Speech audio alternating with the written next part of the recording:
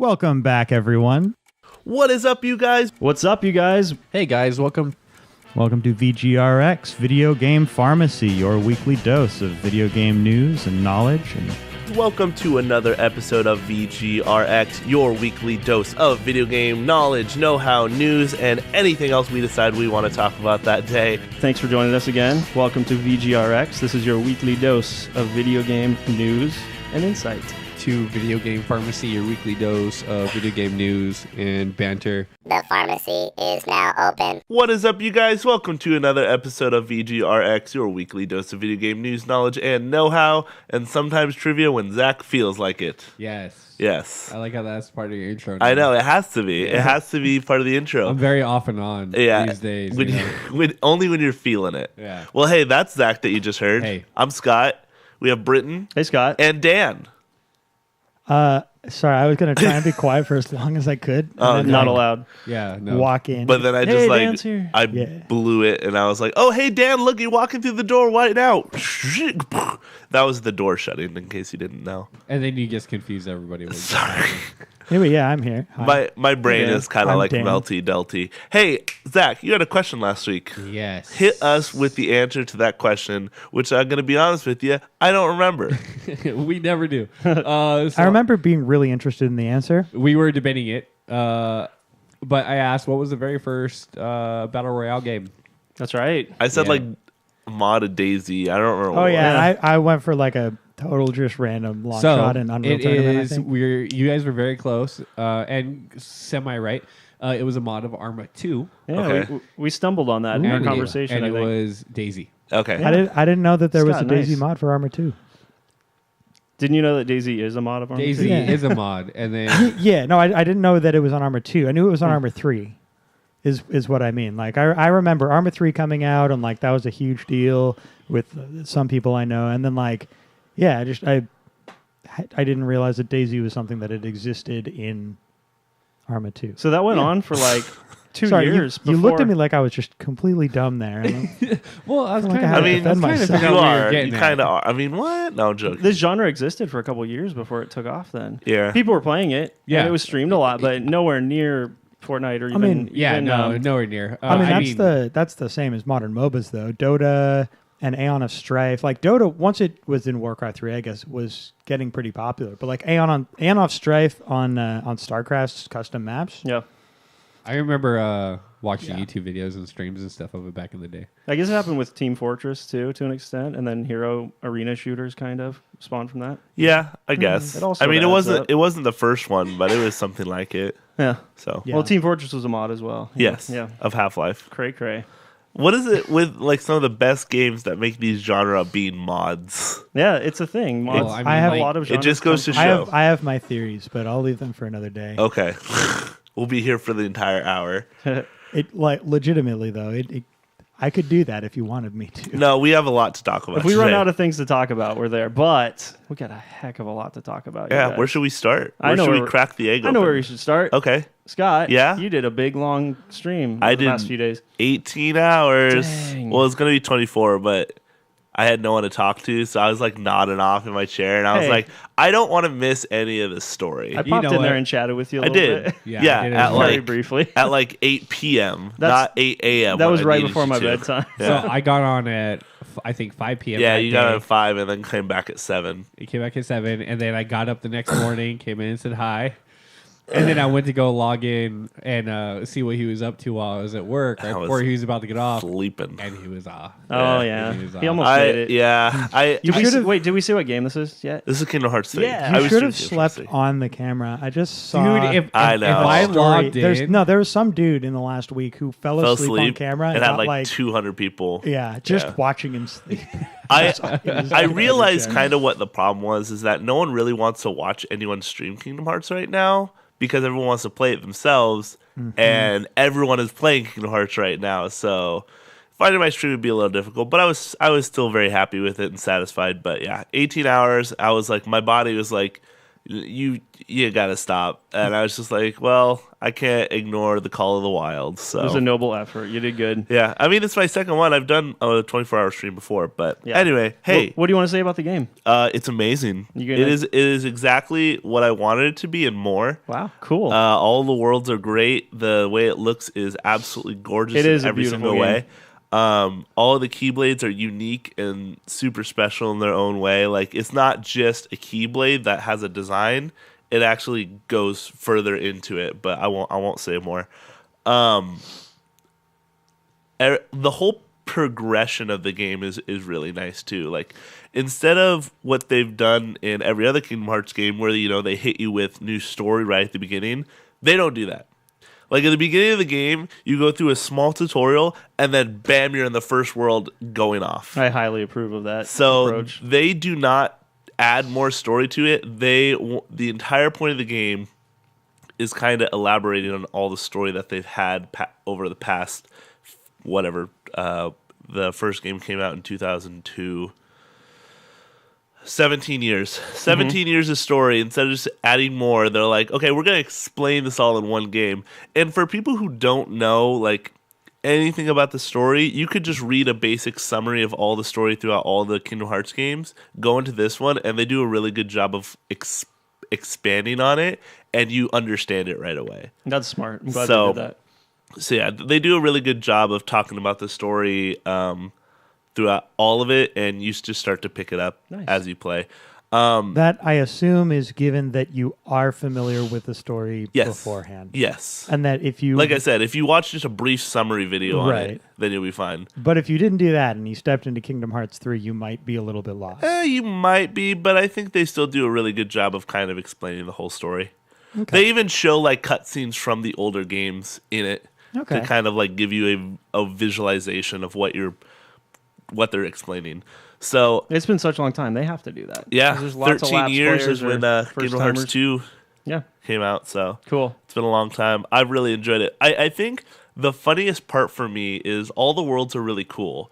Some of them take place after their original film, so i.e. Monsters Inc.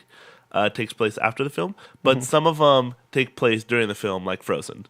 So, sure. Like, the parts in the film are actually in the game.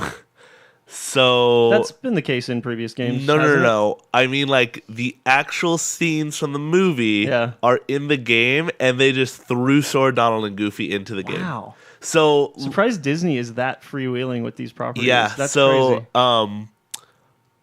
Example is I don't want to say it. I'm not going to say it. No spoilers. What I'm saying is, if you decide that you want to see what I'm talking about, literally just look up comparison videos. You can do Frozen. Frozen or Tangled are two good examples. Okay. So you can just go on YouTube, be like, what are the comparisons of X scene in Kingdom Hearts 3 versus the movie? And side by side, they're almost exactly the same, except the fact that Sora, Donald, and Goofy are in one of them. But besides that, I love even those. I think is really funny to see, and I really, really enjoy the game so far. Nice. It's. Hey, are you gonna finish it? Absolutely, yeah. I'm not stream? disappointed. You're gonna stream the whole thing, probably. Probably not. I think I'm okay. gonna just finish the rest by myself and kind of go from there. I want 100% this game for sure, and there's a lot to do. Oh, I know. There's a lot to do. Oh, also, you'll be happy to know that the gummy missions are not garbage anymore. I've heard that before. These are actually really, really enjoyable, and it makes you want to do gummy missions. I was hoping you'd say the gummy ship is gone. No. Crashed It's fiery. But instead of being like a rail shooter, it's like an open world type thing. So is it like X-Wing versus TIE Fighter? I guess. Is it like Star Fox all range mode? Yes. Yeah, cool. Exactly like that. Like it. But with like worlds and stuff to explore. But yeah, so I'm loving Kingdom Hearts 3. If you haven't played it, go play it. If you've never played a Kingdom Hearts 3 and you want to play 3, go watch a brief summary of the story. A really good one is Barry from the Game Grumps did a brief summary of the story. It's like a 20-minute long video. But Barry's someone who has no understanding of the game at all. and he explained it really, really well. That's funny, Just okay. from getting like details from his friend who was like obsessed with the game. So Right. that's the person you want to go see. Go check out a brief summary of Kingdom Hearts by Barry from the Game Grumps. Good to know. Yeah. Hey, are you still playing Red Dead 2? No. Do you think you'll go back to it? Or are you Probably. done? Oh yeah, absolutely. I just started playing it. Yeah, tell me about It's it. awesome. Cool. I won't say much because you guys have talked about it at length on the show. Yeah. I do want to say I agree with all of your assessments about the controls, Yeah. the explanations, the tutorials. They're all very, very weak. That Yeah. game does not do a good job of telling you how to play it. And when you do figure out how to play it, it's still very, very clumsy. Yep. There's so many hold this button down things in the controls. It's infuriating. Yeah. Like you can't just press buttons for anything in that game. Everything is hold the button down for so many seconds to make things happen. It's definitely It a gets game that old. feels like it'd be made way better on a keyboard than it would a controller. Maybe. Well, they just need more buttons. Yeah. I feel like they could have mapped them more effectively. Probably. But You're that's probably neither right. here nor there. That's not the reason we play these games. Yeah. It's still a really good game. It's fantastic. Yeah, like don't get us wrong, but it's that probably aspect of it that irritated me the most personally. Yeah. I just it- wanted to get that out of the way first. Yeah, good and to then hear that I'm not the only one. yeah, no, totally. I agree with you. But this is something I forget because I only play a Rockstar game once every 3 to 5 years. But they are by far the most cinematic game company out there. They make games with such gripping stories, amazing characters, amazing performances, amazing writing, where every scene feels like it could have been pulled directly out of a big Hollywood film. Yep. It's magical. Yep. So I'm loving the experience. I'm loving just getting lost in this really cool Western world that's so fleshed out. I don't think I'll do a lot of the side quest stuff. I'm happy just going through the main story points because they're all very, very well written and scripted, and I can't wait to see where it goes. Yeah, cool prequel. I like the take on how it relates to the first game. Kind of seeing what was going on with the posse that you heard so much about before the events of the first game. Are you able to tell me where you're at without giving anything away?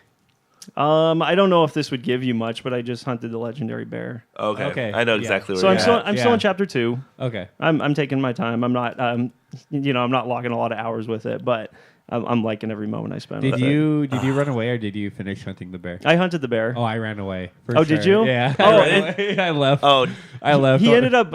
He's not very far. He's kind of just up the hill from there. But Yeah. I ended up fighting him, and he climbed on top of me, and I thought for sure I was going to Ooh. die. He was chomping my face, but I was able to get my knife out, stab him a few times, throw him off, shoot him, took him down. So I get his pelt and I throw it on the back of my horse, and I'm riding back to camp. And camp was pretty far from there, but Yeah. I got within probably 3 minutes from camp, and some guys come by, and I have a bounty on my head at the time.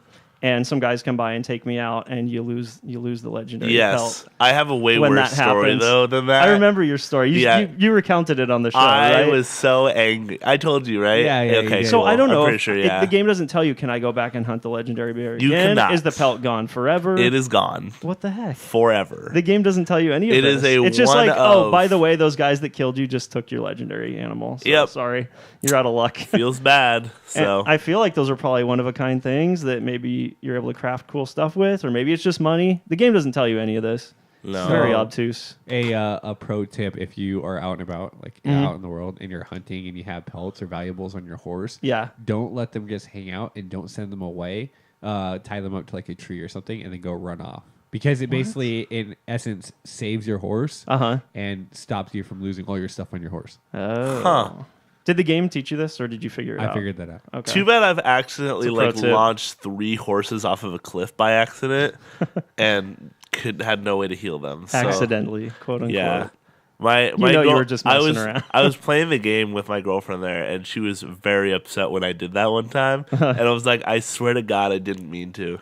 Luckily, my main horse and the horse I had at the time looked really similar, so I was just like, "Yeah, you see, look, the horse is okay. The new horse was dead. The old horse just looked the same." So I've only lost 2 horses the whole game. lucky you. Wow. It's really depressing. One of them went off a cliff, and I had to put them out. So apparently that's a common occurrence. Yeah. The second time happened late in the game, Mm-hmm. and some enemies killed my horse, and I got very, very mad. Yeah, that would not be very I got nice. very mad. Yeah. Did the enemies? Does their AI have a tendency to target your horse, or was that No, just an there's- accident? There's a lot of bullets. I see. There's a lot of bullets. There's just a lot flying around Yeah, there. yeah. Gotcha. All right. Well, we can move on from that. We'll get back to that sometime down the road We'll when talk we've all more played about more of it, horses maybe. and the horror stories. Yeah, can't wait. So I kind of broke down our list of topics today by company. So we've got the big three and then just some kind of miscellaneous news. What do you guys want to talk about? I want to start with the first one. So let's just go through miscellaneous news then, okay? Okay. All right. Read that headline for us. Go ahead. So lead writer on Cyberpunk leaves for Blizzard. Yeah. Sebastian Stepien That looks right to me. was lead writer on Cyberpunk and co-creative director on The Witcher 3. He has worked at CD Projekt Red since 2006. Now he is the creative director for Blizzard. A creative director on a project there. Yes. So yeah, we don't know what it is that he's working on at Blizzard, but it looks like these past projects at CD Projekt Red have owed a lot to his contributions. So what a lot of people are saying though is that he probably was done with his contribution to the what's the new game? Cyberpunk. Yes. Cyberpunk 2077. I hope so. So yeah, I don't think this is like a situation where the project wasn't going well or that he was having problems with the studio. Sounds like he was just done there. Yeah. But he's been largely responsible for some really cool games there, so it'll be interesting to see what he's doing at Blizzard. Some people are thinking maybe he's working on the new Diablo project that they're talking about, codenamed Fenris. We don't know what that is. It's probably Diablo 4 or something, some big project like that. But yeah, we have no way of knowing. Blizzard's pretty secretive about their upcoming projects. Yeah. So. It really piqued my interest though, because I didn't know whether or not they're done or how far along they are or what his role is in that. And then is him leaving, is that, having a good or bad effect on the game itself? Because yeah, I think the consensus was that he's just kind of wrapped up with the writing duties there. It seems to me that writing is probably one of the first things that takes place in the creation of a big story-driven RPG like this. So once you get that hammered out and on paper, he can move on to another project, and the rest of the team can kind of just come around it and fill in all the other blanks. Yeah, build the game around the story that's been written. So and it's been rumored that the game might come out later this year. Yeah, right.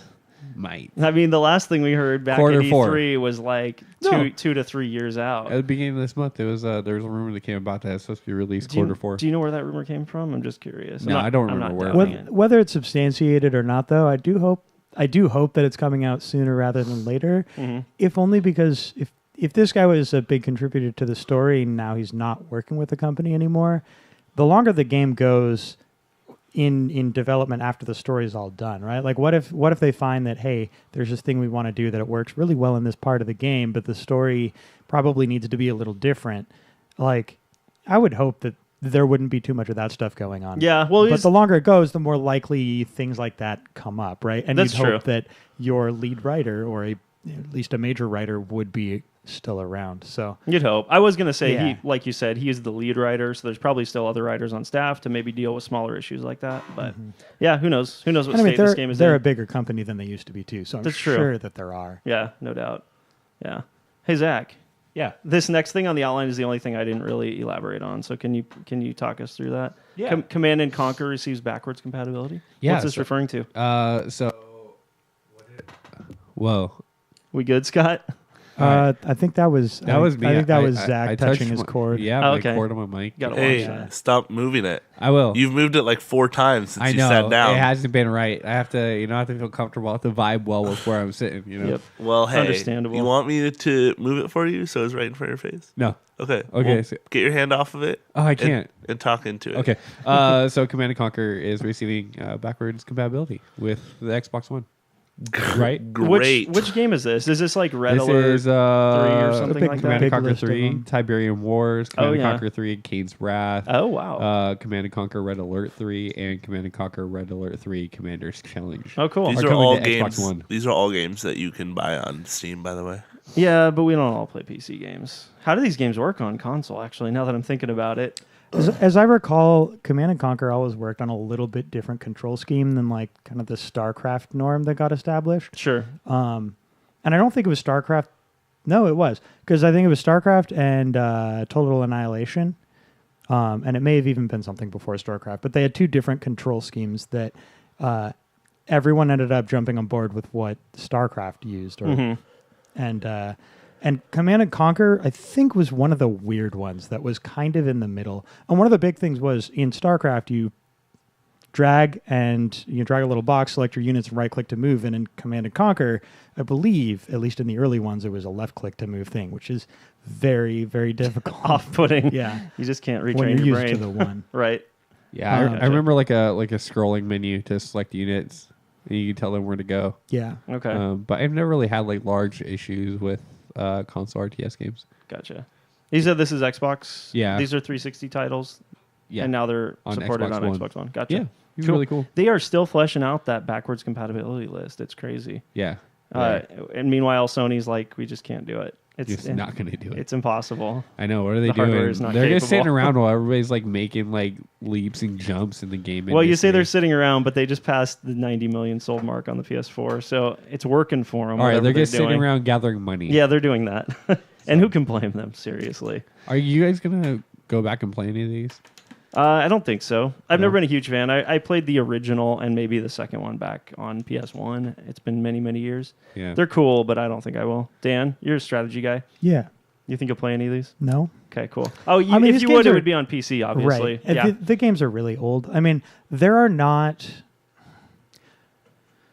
Just because of the control scheme, right? Like you and I have hashed it out about mouse and keyboard versus controller, and I think most of the things where you and I argue about it, it mostly comes down to preference, and like there's some like really like specific ways in which they might be better or worse than each other, but specifically for strategy games, the freedom of a mouse, I think is too important because it's hard to do a strategy game without either some form of menu or the ability to, click and drag and select a bunch of units that way. And you can do that on a controller, but it's clunky. I remember Generally, playing a Lord of the Rings RTS game, Okay. and it had a drag selection tool. Right. in You there. can do it. Yeah, It's but not that you can't do it, but like that takes me a quarter second to do on the computer. yeah, 'cause and then it's boom, right click over here. And now they're going, and I didn't even have to think about it.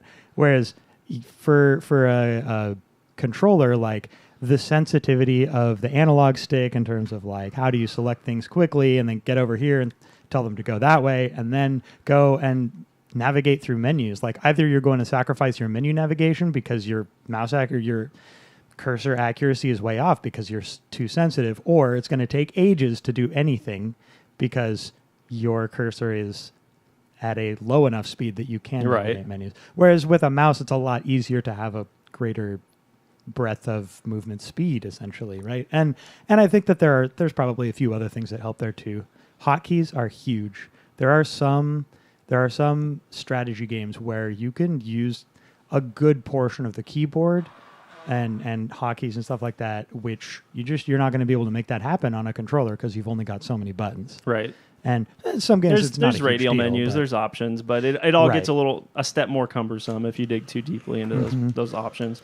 Yeah. One thing I would point to that's kind of example for RTS-ish done well on console is Pikmin. Have you ever played any of those, Dan? I have. Yeah. They're really clever with how they approach that idea on a console, where And- you have an on-screen avatar that's actually on the battlefield. You can call it a battlefield, whatever. Right. And he's sort of interacting with the troops on the battlefield directly. Yeah, He's summoning things and to that's him. Where and- I think Pikmin is an example of something that uses the console well. And like Halo Wars is another one. They did a pretty good job Do you guys, Sure. of kind of doing their thing without... What? do you guys remember Tom Clancy's End War? Yeah. No. It was largely voice controlled, right? There was the option to. Okay. I personally didn't like it or use it a lot. Oh, okay. But that game I remember operating very smoothly. So and it's and that's I guess what I'm getting at is that you need to do something clever. So Yeah. like Yeah. Halo Wars, if I recall correctly, you didn't have expansive base building. You had a base and you upgraded pieces of it. And that's one of the places where they kind of cut out something that was typical to the RTS genre without making it not feel like an RTS. Sure. Yeah. So you have to be smart about it, but Yeah, and Yeah. some developers are more clever with that than others. Clearly. All right, let's move on. There's a lot to no, go I through. want to keep talking. Sorry, Dan. Things will come up that we can argue about, no doubt. Resident Evil is getting a TV series. This is rumored. Yeah. On Netflix. It'll be a Netflix exclusive. This was reported by Deadline Hollywood. They said that Constantine Film, a German company, is developing the show for Netflix. And it's going to be digging into the dark inner workings of the Umbrella Corporation and kind of how the fallout of the zombie apocalypse has affected the world at large. So I kind of have a bone to pick with this story, not with the company or with the subject. I think a Resident Evil was a show, right? Yeah, it's a show. A Resident Evil show TV is series. good, but I've come across a lot of Netflix originals that seem to be cutting corners to kind of save costs, and that is post-apocalyptic storylines with single characters, two characters, kind of remote locations with a lack of things going on to reduce costs, and not very many things going on. So it's kind of like a bland story. I could very well see this turning into something like that. So my understanding of how Netflix does their original series stuff is that basically they just hand people money and say, make what you're going to make. And so that's why you get some things that are, like you described, really bland and uninspiring and sometimes frustrating. Terry Brooks is a great author, and it's The Elfstones of Shannara was not a good show. But some of the Netflix original stuff is great.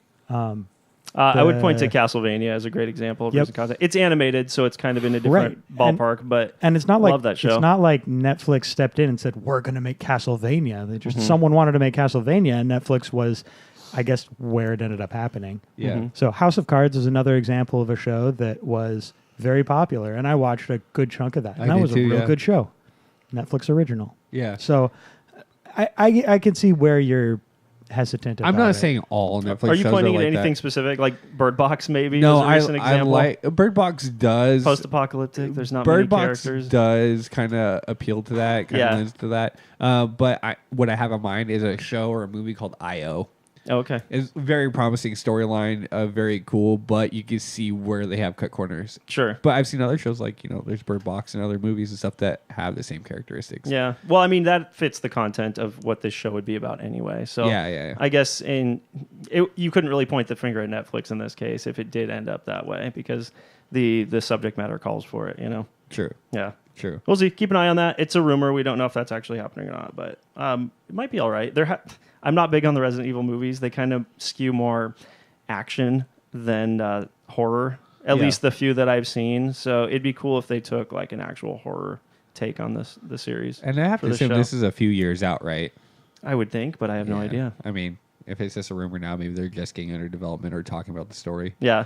Remember, once upon a time, there was rumored to be a Zelda show adaptation on a Netflix original coming too, and that never happened. So take it all with a grain of salt until you actually see it, I suppose. Yeah. Hey, Scott, can I talk to you about something? Hey.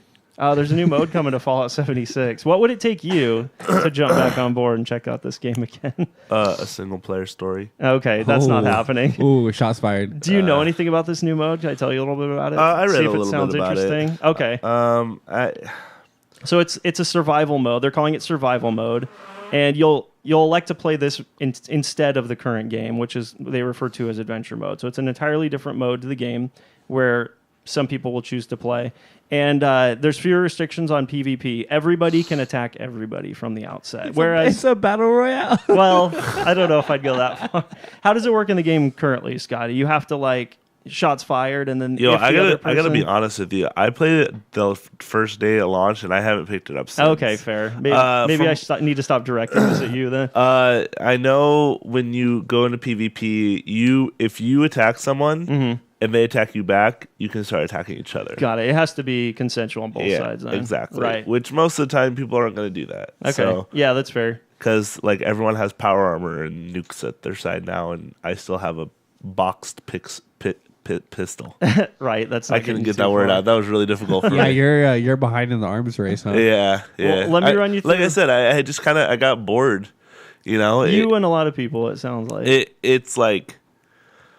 It's really cool looking and it's fun, but it's not Fallout for me. Yeah, that's fair. You know what? And I'll let you run through the list here in a second. Sure. I just want to get this thought out. It's really disappointing that they're working on a new game mode instead of us hearing about major updates and patches for this game and major improvements, and I would call this a major departure from what's already there. a separate Kinda like game an update. mode that completely ignores the original game mode that they launched with. That's absolutely horrible. I could almost see the entire player base veering into this mode, though, and it kind of becoming the new normal for the game. I mean, that's what happened to Fortnite. Yeah, exactly. Fortnite said, hey, here's this new game mode, and then all of a sudden, everyone plays Fortnite for that game mode, not what existed before. Yeah, it's true. That's a good example. It's a good point. So let me run you guys through the rest of what this is Yeah. all about, and then you can give me a few more thoughts on it. Okay. So if you have an existing character in adventure mode, you can take it into survival mode and back and forth. You're not tied to one of these modes or the other.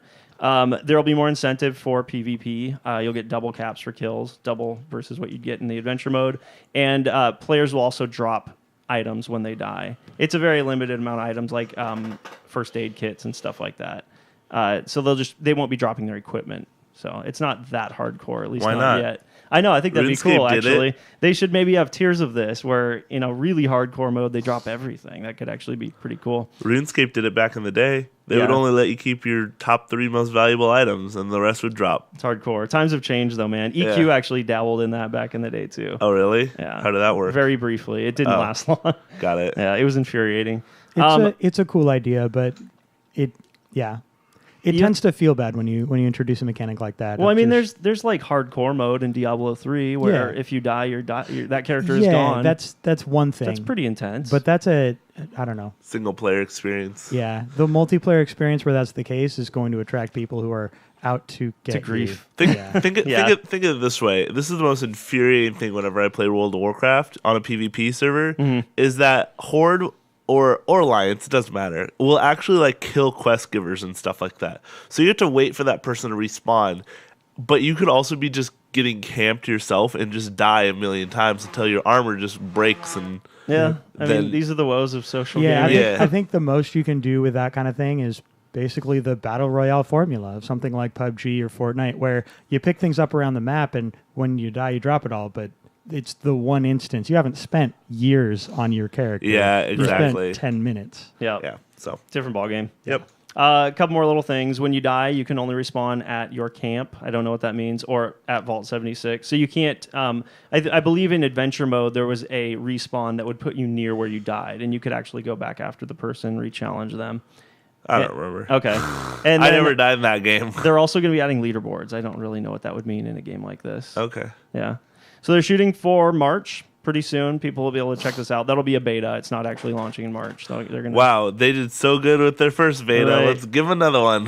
Part of me still wishes they would kind of just let this thing go, and Yeah. double down on their upcoming projects, which everybody They is really way more should. excited about. This headline I just saw, GameStop Germany is offering Fallout 76 for free when you buy a used PS4 controller. Like, Used controller. Huh? just the headline there. That speaks That's rough. volumes. They just want Yeah. to get people in. Another one. The latest Fallout 76 patch reintroduced several bugs. Like, Yeah, I'm still pretty salty that I spent $80 on the game. and rightly so. Just to come to find out that the same version I bought is now like 40. Yeah, that's rough, man. So I'm unhappy with them I right think now. your perception of Fallout's pretty tarnished at this point, right? I'm not happy. Yeah, like If I was to get a Fallout like a Fallout 5, Yeah. and it was like 4-3, I would be fine with you'd that. be okay. You jump Yeah. right back in. All Just right. for the love of God, let the new Elder Scrolls game not be like this. Just give Hey, us we have another single player Elder Scrolls We game. have an Elder Scrolls Online. There's no excuse for 6 to be anything like that. But that's also an MMO. Fallout 76 doesn't claim to be an MMO. it kind of skirts the edge. It dabbles. Yeah, I don't know. Eh. Oh, if you're even suggesting multiplayer in my Elder Scrolls 5, Yeah. I'm appalled, sir. Do you remember? Like, I hope you're remember when Skyrim came out, and we were all like, "Man, they should have multiplayer. This would be so cool. Fallout would be so cool with multiplayer." And now we have it. We're just like, "Wow, this is awful." Well, it'd be cool if there was a game there too. Yeah, Not just a big that's- empty in world. That's defense of true. Elder Scrolls Online is not a bad game. No, I'm not saying it is. It's also not the same experience, Yeah. right? Yeah. It's decidedly it's a different. bit different. Yep. It's more like Elder Scrolls than an MMO. Maybe even should be, but Yeah. it's yeah. I it's different. absolutely agree with you, but Fallout 76 is not an MMO, so Yeah. Yeah. it's kind of. I hope they just don't do that in the next Elder Scrolls game. Hopefully they learn their lesson. Same. Yeah. Our Lord and Savior Todd Howard, my bro, if Your you boy. will, my boy. Yeah, Love that guy. yeah. All right, moving on. So GDC is coming up in March. That's a yearly event where game developers get Is together. that Games Done talk about the craft. Quip? It's what? Yeah, let's just say yes. That's what it is. Game Developers Conference. And before they do the event, they get a bunch of the developers to partake in a poll, and they ask them a bunch of questions about how they're feeling about developing in the industry. So they did that this year. The results of the poll have been revealed, and there's some really interesting points that came out of this thing. One that caught my eye is nearly half of game makers think the game industry should unionize. Huh. Yeah, and I don't know what kind of effect that would have on us as the consumers. I think that is absolutely fantastic. Do you? I think it's fantastic because Tell us why. You have there's always the stories of people being pushed, with excessive work weeks and hours and goals and stuff like that. But you also have games being pushed out, and so I feel like that would give some control back to the developers and to the people actually working on these games and take some of the power away from the companies that are just overseeing it. For me, it's just Telltale Studios. Yeah. Simply put. That right there, I think, should tell you exactly what I think. Don't you think the studio model, though, like as it exists, is not very conducive to something like this? Because you have people out there that are experts in all different crafts, artists, programmers, right? And they tend to bounce around from studio to studio a lot. And that's so the where idea I of like tying people to studios via union, it just doesn't seem like it. That's where work very well. I think you're leaving out one important fact here. What you got? Only about 21% of those respondents actually thought unionization will happen. So okay, they would like it, but yeah, and it's really from their perspective, just they want a stable job. They don't want to have to worry about the game we just made is shipped and now I have nothing to work on. Yeah, because I mean, however many years ago, making games for a living was the dream, right? But now it's a huge reality because. The game industry is huge. Tons of money come through the system for that. So at this point, now you would hope that something like that would have a little bit more stability than it does. Yeah. And it doesn't yet. So I'd point to the film industry too. Like the way films are made, every film that comes out is an entirely different group of people working together. So it's not like there are unions. Yeah. In the film industry. Yeah. And they protect different jobs within. They do, and the filmmaking career. I don't know the details. I know that I've heard this in the context of voice acting because voice actors have different protections, or they don't have protections in the same way that a lot of other media professionals do. Yeah, this has come up recently. Yeah. Okay. And so that's one of those places where I've heard a little bit about it. I don't know a ton. Okay. But unions can definitely work in a creative industry like. Movies, gaming, what have you. Yeah, okay. We'll see what happens. And another interesting piece of information that came out of this is they asked developers which platforms they're most interested in developing for going forward. 60% of the responders said PC. Scott, it's good news for you. PC was the most desirable platform to develop for. I was surprised to see that, to be honest with you. I wonder if that's higher or lower than in the past. Yeah, that's don't have that information. Like, that seems like, okay, cool. Most people think the PC is the best place to develop, but then is that down from 65% last year? True. I don't know. Yeah. Second place was Switch at 48%. The most sought after console for development right now, which also surprised me. I remember either a year or two ago, a similar poll had it somewhere at about 13%. It was like in the teens, low teens. So just in a couple years, obviously because of Switch's success, people want to have the hand in the bag. Yeah, a lot more people have their eyes on it, which is cool. That's good news for the future. PS4 and PS4 Pro were third at 38%. I'm omitting certain ones here and there, but these are the ones that stuck out to me. Smartphone and tablets next at 33%. Xbox One and Xbox One X are at 28%. Sad. And then VR headsets bringing up the rear, 27%. Right, basically matching the Xbox. Neck and neck. Yeah. That really surprised me. I still feel like VR is a flash in the pan, like it's coming and going. Yeah. And so why does that surprise I don't know you? anyone anecdotally that owns one. It doesn't seem hugely popular in streaming anymore, at least not to the extent that it was for a while.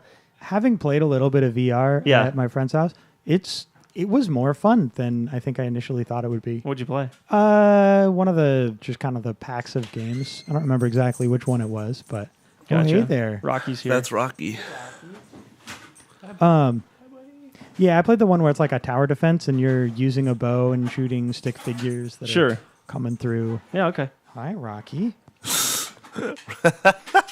So We'll see. VR kind of refuses to die, so Yeah. we'll see what happens with it going forward. It's just like remember the old like camera based games that we get like for like Kinect and stuff like that? Yeah. They don't even make Kinect games anymore. No. That's not even a thing. So Would that be augmented reality out of curiosity? I think so, Because yeah. the 20% mark here has AR headsets. Oh, okay. So that was on the list as well. Yeah. HoloLens is one of the AR projects, I think. And then I don't know if you count things like Pokemon Go. I don't know if I do Well, either. I mean, mobile- I don't know if this. I don't know how this list counts it. Hey, is puppy. the question. Yeah, that's true. It was a big list. I couldn't put everything on there. It would have taken a while to get through. So the GDC survey for 2018, they didn't ask exactly the same thing, but they did ask which platforms are you currently developing games for. Okay. PC was at 60%. Oh, okay. Smartphones and tablets were at 36%. PlayStation 4 and Pro were at 30%. Xbox One X at 26%. Okay. So it kind of gives This was you- last year? This was last was year. Switch on that or no? No, it's not. Oh, wow. No. Okay. So it looks Because like- obviously they asked it Yeah. beginning of 2018, right? Yeah. It looks like most of those have moved up a little bit, except for PC, which stayed about the same, and then the smartphones and tablets actually came down a little bit. Okay. That's surprising too, Comparatively. don't you think? A little, yeah. All right. Although maybe it's just that the smartphone and tablet gaming is at sort of a status quo where as many people are making games for it as can make money at it. There's no room. Yeah, that's I possible. think that's probably part of it. Hey, very I don't mean crowded. to rush you because we're all having great conversation, but we have a lot more on this list and we Yeah. don't have a lot of time left. Where are we So, at on time? Just so we know. We have about 20 minutes. All right, guys. Microsoft, Sony, or Nintendo? Nintendo. Really? Actually, let's do Microsoft because there's one thing on the list. Oh, That's okay, true. let's do that. And we can just rattle through this. Yeah. Yeah. I've got February's Xbox games with gold, the freebies for February on Xbox. Bloodstained Curse of the Moon for Xbox One. Super Bomberman R for Xbox One. Assassin's Creed Rogue is hitting 360. And Star Wars Jedi Knight, Jedi Academy for 360 are the freebies for this month. I always wanted to play Assassin's Creed Rogue. That was like almost a sequel to Black Flag. So it was kind of pirate themed like that one. And then let's just move right on to Sony because the first thing I've got on their list is the free PlayStation Plus games for February. Yeah. It's worth noting this is the last month they're going to be including PS3 and Vita games in their lineup. Going forward, it's going to be all PS4 stuff across the board. Rip. So For Honor for PS4. Hitman, the complete first season for PS4. Do you guys know what that means? I think it's probably just like a DLC with all the DLC and stuff like that. Okay. The Hitman games never really got me. I didn't know that Hitman was ever released that way. I thought they were all just standalone games. That was my understanding too. Might be. I'll look it up. Okay. Metal Gear Solid 4, Guns of the Patriots. Fantastic game. Too bad it's only for PS3. One of my favorite ones in the series. Yeah, that's true. And you can't play these on PS4, can you? Come on, backwards compatibility. Dive Kick, PS3 and Vita. Gun House, PS4 and Vita. And Rogue Aces, PS4 and Vita. Don't know most of these games. I'm sorry. Anyone? No. Bueller? I mean, Dive Kick. I've heard of. Yeah, isn't that a fighting game where all you do is the one move? Yep. 2. Dive and kick. Yeah, right. Okay, gotcha. 2 buttons. Yeah, I haven't played it. I have some friends that have though, and Yeah. they really enjoyed it. Yeah. It's not like a spend your life playing it kind of game. You'd play but- it for a few minutes. Yeah, you'd and play it say, for a bit here "Hey, and there, that and was fun." it's rapid paced and just kind of Yeah. self-indulgent fun. Maybe like Nidhogg. Yeah, Yeah. along those lines. Okay. All right. Scotty, let's talk about this next one. Hit me. Pre-orders for the Kingdom Hearts Oh my God. 3 PS4 were canceled by GameStop because This, they over pre-sold. This basically, this is one of those things where it's like I absolutely agree with you that GameStop is a really crappy company, and this over this past like maybe 6 months they've really started to absolutely tank as a company, and this takes the cake. Like you can't. This isn't like I think this is like an online order thing, so you had to pay for the system In full. Probably, yeah. and so you would, people paid for the system. This is not a hard thing to like figure out. Mm-hmm. If you have 100 pre-orders, You're not going to pre-order 150. You're not going to pre-order 200. And do you think it's possible that they were given bad information from the start as to how many they were going to be able to get? How? I don't know. How would they do that? I don't know. And here's the worst part is that they did it random. So they basically pulled a Thanos and at random canceled people's pre-orders. And the worst part is they're just like, hey, sorry, here's a $20 gift card. We know that won't pay for literally anything besides maybe a t-shirt. 25. Is it 25? It's 25. Whatever. It's still a slap in the face. It's better than nothing. They should have just stopped doing pre-orders. Let me read their official statement that they tweeted. Yeah. Due to an error, we oversold on pre-orders for the limited edition Kingdom Hearts 3 PlayStation 4 Pro. And unfortunately, some orders had to be canceled. Guests who had an order canceled will receive a $25 gift coupon. That's not good enough. We apologize for the inconvenience and frustration. That's not good enough. Buy them the game. Yeah. Buy them the game. At that point. That's a thought. That's yeah. Because think of it this way: if 1,000 people pre-order the console and only 900 give them, so take the flash in the bucket, buy them the game. Yeah. What gets me is they accepted these pre-orders well over a month ago, back in December. These were a long time ago. They canceled it just days before they were supposed to ship, right before this thing actually came out. So I have a couple counterpoints to this. Hit us. Is that the pre-orders were online, correct? Yeah. So you got instant refunds back on the cards. But that's besides the point. They gave the money back, and then they could have done worse. They could have kept the pre-order, not refunded the money, and then gave them the games late, or said they didn't have them. So I think this could have been worse. Well, this isn't. Do you realize this is a console, right? This is a console. This isn't not the game. This is not a version of the game. This is the special edition Kingdom Hearts console. Oh yeah, I didn't realize this is that. a PS4 It's a PS4 Pro. Yeah, it's a PS4 Pro. Embossed with characters from the game on the side of it. I didn't know. Special I edition will console. I will say, given where they appear to have caught their problem, they probably did take the best approach, I guess. If they only had so many things to sell and they'd sold more than that, then what do you do? I don't know. Yeah, they screwed up. They owned up to it. To me, getting a $25 gift card is a slap in the face. Would you rather they cancel it and not give you a $25 gift card? I don't. Either way is a slap in the face. But Right. I'm saying that at least buy the game. You can't buy anything with $25 at GameStop. That's a lot of money. I remember getting a $15 gift card at GameStop as a kid from my aunt, and I was like, "What am I supposed to do with this?"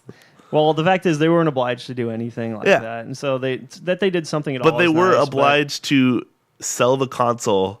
Yeah. Exclusive through their company. Was it an exclusive? It was exclusively through GameStop. That makes me think all the more that they should have had those numbers. They should have absolutely known exactly what they were doing, but they didn't. Yeah.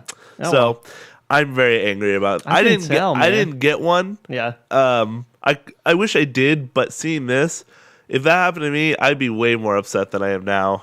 That's for sure. I don't really get the branded consoles anyway. I don't either, but that's besides the point. I guess you're right. Yeah, because some people, if Kingdom Hearts is your favorite thing in the world, you might have been waiting for this for a long time. It's not like Best Buy was going to get these, so it's not like you're like, oh well, I'll just go somewhere else and get it. No, it was just GameStop. So how would they not have this information? Yeah. And this isn't the first time that they've done this. They've actually done this kind of stuff to me before. Yeah, where they've over pre-ordered something and I got mine canceled. And I got nothing for it. Yeah. So I've been in their shoes. I've had that happen with other companies too, though. They all screw up every once in a while. You're not going to let them have this, are you? No. You're not going to let them out the hook? Nope. Absolutely not. Anyway, moving on. There's a rumor that's been circulating that most of Sony's first-party developers have shifted their focus to PS5 at this point. Wow. Lit. That's pretty cool, huh? I'm ready to spend my money. But it's also a little scary to me because it might get canceled. We have a handful of games lined up for PS4 for the next year. Nothing really beyond this year, I don't think. And does that mean that's it for the system? I don't know. Does that mean the PS4, which just celebrated a huge sales milestone, is pretty much done? I was going to say, they're not going to have a press conference at E3, so how are they going to announce a PlayStation 5? They have their own event. They'll find ways to release Are they just news going that to just drop it? I don't know. Here it is, guys. PS5. I don't know if you remember, they did host... It's coming out tomorrow. They hosted an event and invited press from all over the world for the PS4 before it launched, when they were first unveiling that. Yeah. That wasn't an E3 thing or anything like that. So there's precedent for them holding their own events and announcing the information when they want to. Yeah. But, I mean... there's not much that excites me as far as first party on PS4 goes for the foreseeable future. So that could feasibly mean, if this rumor is true, that I'm done with the PS4, if you think about it that way. Now, third parties are going to keep making games for it, obviously. Yeah. And you'll have the big guys that keep coming, the Assassin's Creeds, the Call of Duty, stuff like that. But does this mean they've moved on? I don't know. There's a ton of IPs that Sony feels owns. early to me, but maybe that's just... I agree. know. I think it feels early because they launched the PS4 Pro. If they Right. hadn't done that Right. half-step measure, different story altogether. But they essentially had an almost new console come out about a year ago. So yeah. that makes it seem early. I'm in the same boat. If the PS4 Pro hadn't happened, then totally. Right. PS5 on the horizon in the next couple of years, almost not soon enough in that case. But even if it's just a hardware update, it's a hardware update. You just had someone spend another $300 on a console or whatever you it was. Bought a new console that was full priced, about the price of the other ones. I mean, look how long we've carried PS3 games along with the PS4. What do you mean? Having games come out on both. They only cut it. They only cut it a year ago. Right. So Right. you're saying you'll have a bunch of games for PS4 and PS5 PS5. for the next we're few only years. just seeing PS3 and Vita games Die off. not be on the free games every month. So I feel like I don't know. I don't think it's that big of a deal. I'm super excited for it. If they could come out with a even better console that's even more powerful. 8K boy. Well, It's on the horizon. 8K. the big games that are coming out though for PlayStation 4 are they're all third parties, right? We got the Kojima game. Kojima. Yeah. We've got Death Stranding. There's Ghost of Tsushima. And what else? What did they show off at E3? Oh, and The Last of Us 2. None of those are first-party Sony games. So it's kind of weird. Yeah. Oh, well, we'll see. Oh, wait, I guess they own Naughty Dog, don't they? I don't know. All right. Moving on. Let's hit Nintendo. Hey. Yeah, what's up? I don't want to see Steven Smash. You don't want it? It's looking more and more likely. Yes, so please. dumb. I love it. So dumb. I will kick your butt So- up and down the platform with Steve. God, what a waste of a spot. Seriously. Microsoft's Xbox Game Pass Twitter account tweeted this at Nintendo. Nintendo of America, we really dig Super Smash Bros. Ultimate. # National Compliment Day. Gross. And that seemed apropos of nothing, so Yeah. they've got to be hinting at something there. Dig. You don't think so? Dig. You're not down with Steve and I'm Smash? not down with the Persona 5 character. I think it's a perfect fit. It's Another- going to be fun. I gotta wait and see. I'm not necessarily opposed to it, but As long as you don't get I don't know. Fortnite characters in Smash, Oh I'm my fine. god. I don't think they'd ever do that. All right, we've got some... I don't think you can say that anymore. What? That they'd never do that. The breadth of franchises that we see now. They So, would never do that. you know- Give us the wah, okay? That's all we want. And That's all we want. Just a quick thought. up? Epic. This isn't a very quick thought. Epic doesn't lend out its brand. It brings other brands into Epic and Fortnite.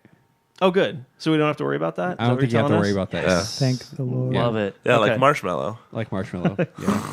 So we've got some game announcements, upcoming game announcements / rumors. Hit them fast. Darksiders War Mastered Edition is coming to Switch. Great. On April 2nd. It's a great game. Kind of a Zelda clone, but it's really well done. There's a rumor that Assassin's Creed 3 Liberation Collection is coming to Switch. It's a combination of Assassin's Creed 3 and Liberation, which was a Vita title in the same era, same time.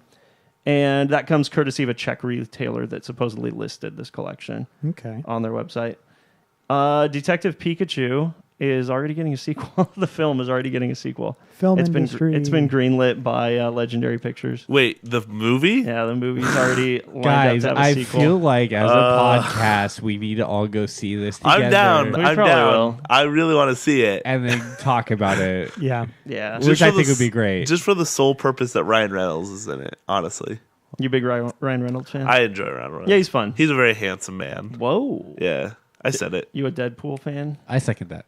I'm a Ryan Reynolds fan. Cool. All right. Yeah. All right. I like everything he's in. Do we have a few minutes to talk about Metroid Prime?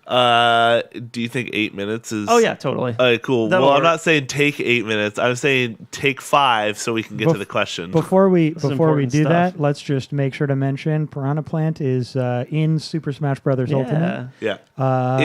By the time you hear this, it'll be too late to get him for free if you already have it. Yeah, and then Yeah. you'll have to wait.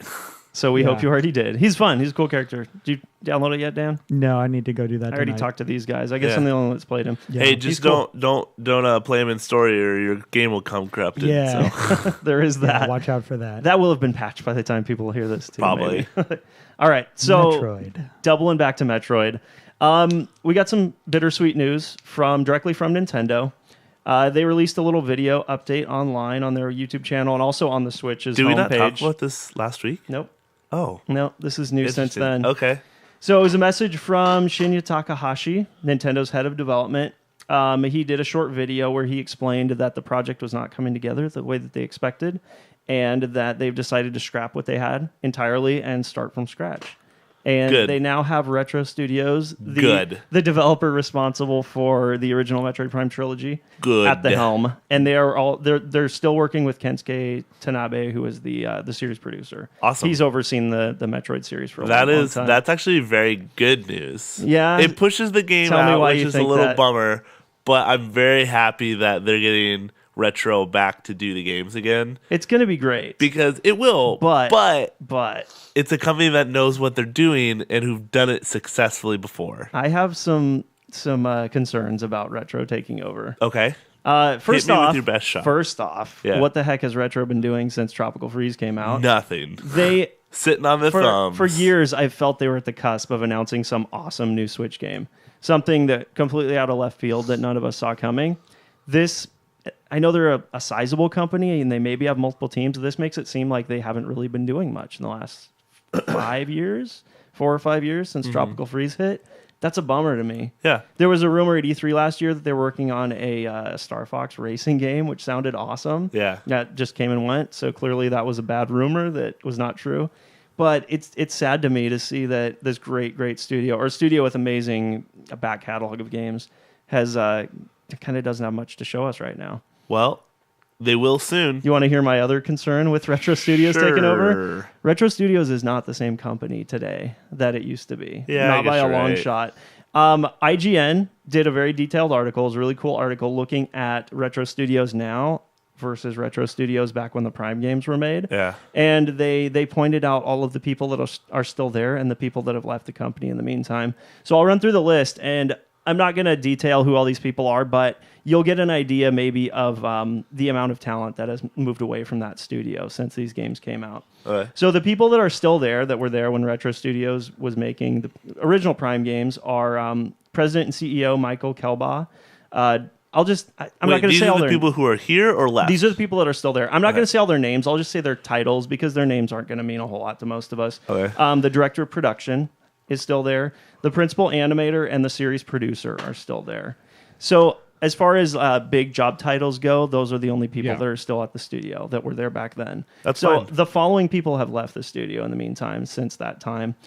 The game director on 2 of the 3 Prime games, the art director on the Prime games, the tech lead, senior producer, senior designer, level designer, engineers, principal artist, engineering director, and senior engineer. It seems like a lot of the people that were, the people that made those games that we loved so much back then are not at the studio So essentially anymore. the people who made the game are gone. Yeah, kind of. Cool. Some of these people may have been involved with the Tropical Freeze, the 2 Donkey Kong games that came out, Returns and Tropical Freeze. But at this point, those people have all left the studio. Well, that's so a there's bummer. a good chance that whatever comes out of Retro now is not going to Garbage? be as rock solid as we remember the games being in the past. Well- that's why I'm a little concerned with Retro taking over. Maybe they'll just bring new blood to it. There's always a chance it could be So- better for the changes that the studio has undertaken. Yep. So Well, I'm still excited. I think this is going to be okay. yeah, I like your We'll have optimism. to wait. It's always good when a game, for good reasons, gets pushed back. Exactly. You know? What is the quote that Miyamoto. Miyamoto said? It's a good. A rushed game is bad forever. Yeah. A delayed game is eventually good. Yeah. Or can eventually be good. Yeah, so. Yeah. So that definitely applies here, and I hope it's true. Yep. We don't want the game that they were making if it was going to be a piece of junk. Yeah, So for sure. This is ultimately a good thing. Well, hey, I don't mean to cut you off there. You're good, man. But Zach, Yes. hit us with that question. Okay. Because we are coming up here. So with Kingdom Hearts 3 out, I wanted to ask, Ooh. how long would it take to play through Kingdom Hearts 1, 2, and 3? Main story only. I can give you a. He's Do gonna you go know the down answer? to the minute. Yes, I do. It's going to be an estimate, obviously. Just Kingdom Hearts 1, 2, and 3, not all of the other games. Yes, just 1, Okay. 2, and 3. And we're not talking speed running here. I guess normal gameplay. All right. 135 hours. Okay, Wow, that's a really high number. it is high. It's very high. I can tell you that to 100% Kingdom Hearts 2 took me 35 hours. I'm gonna say 80. Okay. No, because there's 80 hours of gameplay in 3. Well, that's also doing everything. If we're just doing the main story, I'm not talking completion. Okay, I'll say 90. I'll say 90. Okay. That's a firm answer. Before you answered, I honestly was thinking 85. So don't think I ripped you off, but my Okay. answer is 85. Okay, All fair right. enough. Yeah. All right. Cool. Cool. Well, I'm hey, very that's a really shocked. good question. I know. I'm surprised you actually have the answer for that. Like someone actually asked It and took answered. me a long time to find it. That's exciting though. Well, I'm excited to hear the answer. It'd be fun if you could find the answer to playing all the games as well. Oh God. I can do that. Could you? Let's Yeah. guess real quick. Let's guess the answer to both of those questions. Hey, this is a mystery to me. Can I guess too? Yeah, of Please. course. Absolutely. I think there's 3 mainline games and 7 spin-offs. So I kind of have go a off of leg those up numbers. here, so Yeah. ha ha ha. Hit us with it. We're- What's your guess? Sorry, the I'm gonna other go- Kingdom Hearts games? Yeah. the entire series, including 1, Like 2, and 3. yeah, everything. Are we including the Japanese web browser game and also The mobile game? the remade version of that is the mobile game? No, we shouldn't count that. No, Okay. no remakes. You're not replaying any content that's been Okay. like remastered. I say we shouldn't count the mobile game. And we're not doing anyway, because completionists, mobile we're games just doing story. don't work Right. the same way. That's fair. I'm So gonna we're say we're talking 250 1, 2, 3. hours. We're talking All- Chain of Memories. We're talking Dream Drop Distance, Birth by Sleep, Birth by Sleep. 365, whatever, I think over it's 44 days. 386 over Doesn't 2 matter. days, I'm but- gonna go 310. 310? That's a fair 310. guess. So I did 250. You said 310. Brittin? 200. Wow. 200 hours. We're playing prices Damn. right here. Yep. Undercut you. I'll go 265. Okay. Okay. We got to remember these answers because I'm Yes. genuinely curious. we got Please, it. We got it remember your own. recorded. Yep, Yes. for sure. Okay, well, All right. anyway, guys, thank you so much for listening. Don't forget to check us out on different social medias. Zach, where can they find us at? YouTube, Twitter, Instagram, iTunes, Facebook. Leave reviews, give us a like rating, tell us what you think of the show. We really appreciate that. Yeah. We heard that you guys wanted us back on YouTube, so we are back on YouTube. Yeah, posting again. And then we intermittently do to the podcast vlog where we record our trip to the podcast. Yeah, it's Yeah. fun. And Behind the scenes and behind stuff. the scenes stuff. Yeah, it's So, pretty crazy. Thank you guys for listening. Yeah, and then thank you to NWCC Radio for letting us use your studio. As always, we love you guys. And we love you guys at home. And we will see you guys next week from Zach, Yep. Dan, Yo. Brittin, Yup. and myself, Scott. We will see you guys next week. Bye-bye. Later, Bye. guys. The pharmacy is now closed. Is now closed. Is now closed.